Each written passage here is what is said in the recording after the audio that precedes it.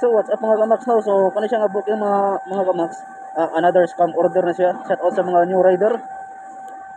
So scam na siya pag ganito mga kamax. Radical equipment cost to 196. So pabayaran niyo mo siya sa 7-Eleven worth of 2196 mga kamax. Ya nakatag siya og tape na 250. So usa ni siya sa mga timailhan na scam order mga kamax.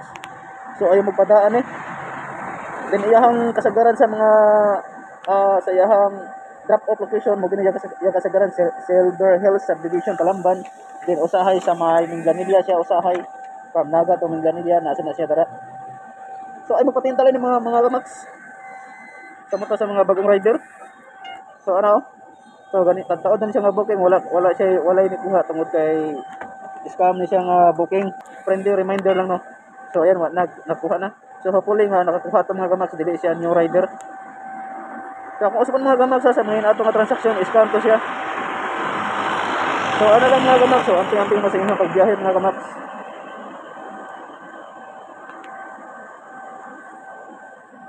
And then kanang mga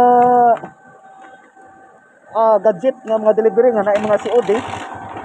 So ay sa pagpadaan ng mga kamax so mas maayo og magkuha mo og gadget kanang walay COD na.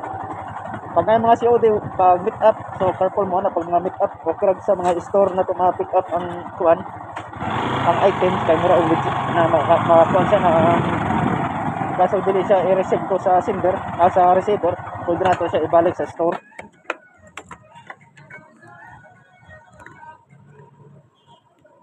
So hopefully nakuha atong order na katong ganiha kung diingon hopefully old rider to siya hopefully dili to siya new rider para walay ma-scam. Pag nato nga transaction pag nakuha ko nimo siya mga kamax mag-send to siya og barcode na babayaran nimo siya sa 7-Eleven kay nato siya gi-purchase nga through online.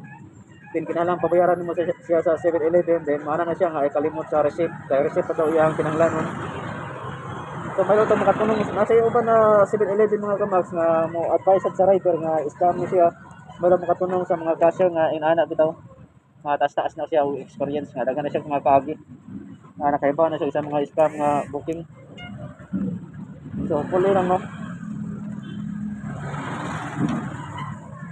So ano rin siya mga kamax so amping mo sa inyong pagbiyahe mga kamax. So bye bye.